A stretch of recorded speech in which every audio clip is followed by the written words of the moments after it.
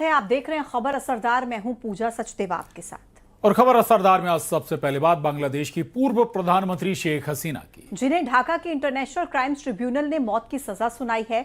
छात्र आंदोलन के दौरान हुई हिंसा में कोर्ट ने शेख हसीना को 3 गंभीर आरोपों में दोषी करार दिया है और मानवता के विरुद्ध अपराध करने का दोषी भी ठहराया है।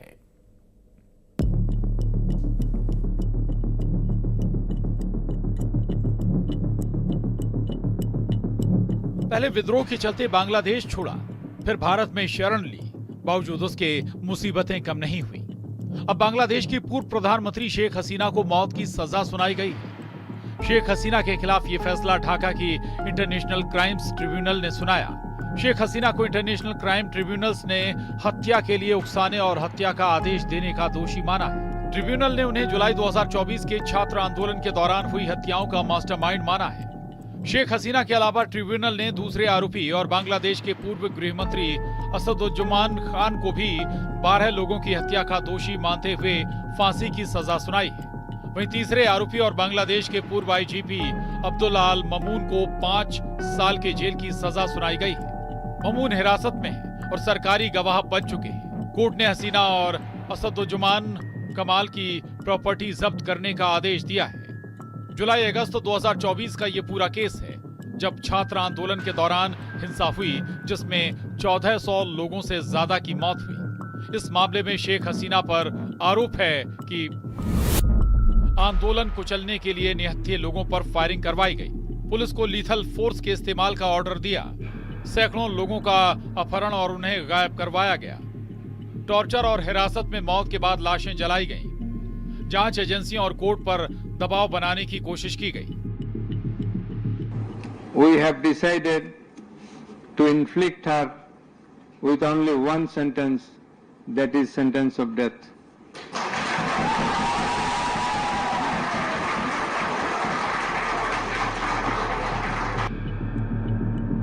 जैसे ही शेख हसीना को मौत की सजा का ऐलान हुआ, कोर्ट के अंदर से 2 तस्वीरें सामने आईं। एक तस्वीर थी उन लोगों की जो फैसले से खुश थे। ये तस्वीरें कोर्ट रूम की हैं, जब शेख हसीना के खिलाफ कोर्ट अपना फैसला सुना रहा था। जैसे ही कोर्ट ने मौत की सजा का फैसला सुनाया, कोर्ट रूम में मौजूद लोग तालियां बजाने लगे और पूरा कोर्ट रूम किसी पार्टी की रैली जैसा हो गया। कोर्ट में मौजूद वकीलों ने खड़े होकर लोगों से शांत रहने की अपील की। वहीं दूसरी तस्वीर में कोर्ट के अंदर शेख हसीना के समर्थक रोते हुए दिखाई दिए।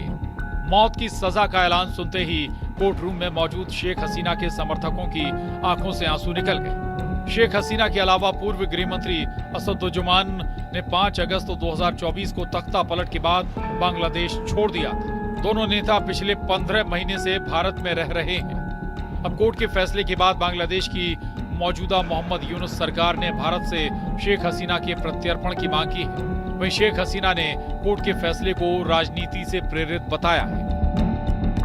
Bureau report, news 18। और बिहार विधानसभा चुनाव में करारी हार के बाद भी तेजस्वी यादव नेता प्रतिपक्ष बने रहेंगे और तेजस्वी के नेतृत्व में ही राष्ट्रीय जनता दल आगे बढ़ेगा, ये तय हुआ है राष्ट्रीय जनता दल की समीक्षा बैठक में।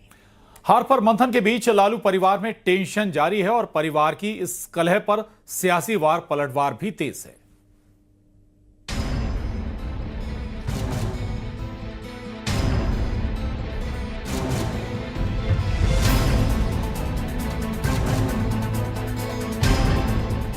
बिहार में करारी हार के बावजूद आरजेडी का तेजस्वी यादव पर भरोसा कायम है।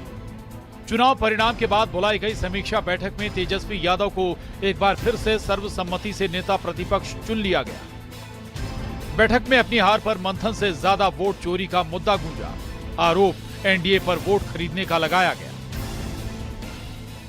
कि सर्वसम्मति से विधायक दल का नेता तेजस्वी प्रसाद यादव जी को चुना जाए। सब लोगों ने सर्वसम्मति से उनको चुना। उधर चुनाव में जबरदस्त हार के बाद लालू परिवार में कोहराम मचा है। अपने भाई तेजस्वी और उनके सिपह सालार संजय यादव और रमीज नेमत के खिलाफ मोर्चा खोलने वाली लालू यादव की बेटी रोहिणी आचार्य रोते हुए एयरपोर्ट पहुंची और अपनी दर्द भरी दास्तां बयां की।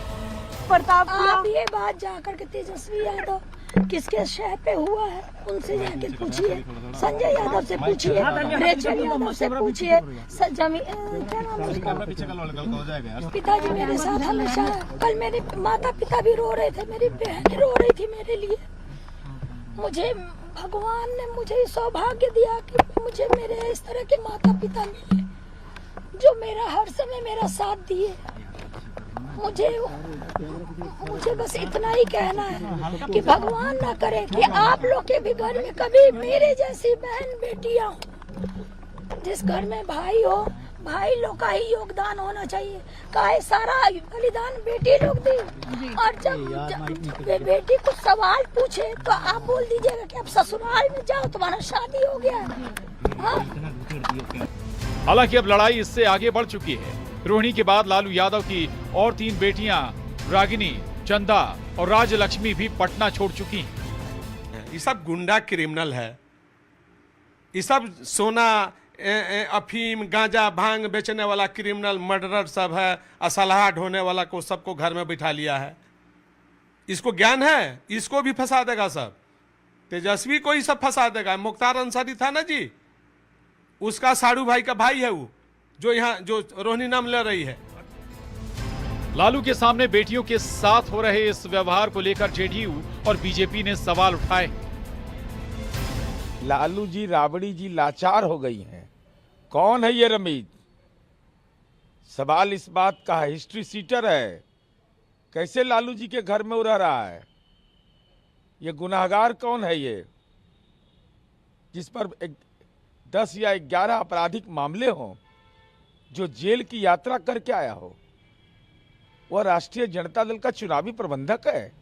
रोहिणी आचार्य एक बेटी है, एक महिला है, एक माँ है, और अगर उस परिवार में उसका सम्मान नहीं है तो लालू जी और राबड़ी जी जरूर इस बात पर संज्ञान लेंगे, ध्यान देंगे कि उस परिवार में बेटी को जो अपमानित करने का काम कोई तीसरा आदमी करे, हमें नहीं लगता है लालू जी इसको सहन करेंगे। उधर बीजेपी इस मुद्दे पर लालू परिवार को घेर रही है। केंद्रीय मंत्री गिरिराज सिंह ने कहा कि पीएम मोदी ने पहले ही कहा था, चुनाव के बाद लालू परिवार ही बिखर जाएगा। चुनाव के बाद लालू जी का परिवार ही बिखर जाएगा।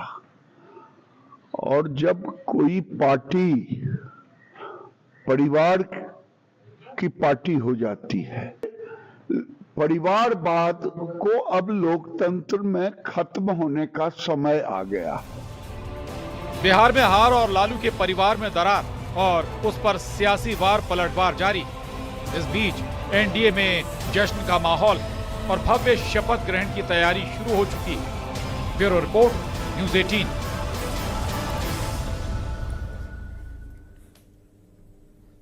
तो बिहार चुनाव में महागठबंधन की करारी हार के बाद बयानबाजी थमने का नाम नहीं ले रही है।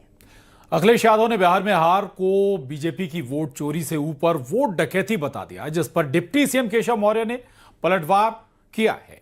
कहा है कि राहुल अखिलेश कितना जोर लगा लें, लेकिन अब बीजेपी को नहीं हरा पाएंगे। रिपोर्ट देखिए।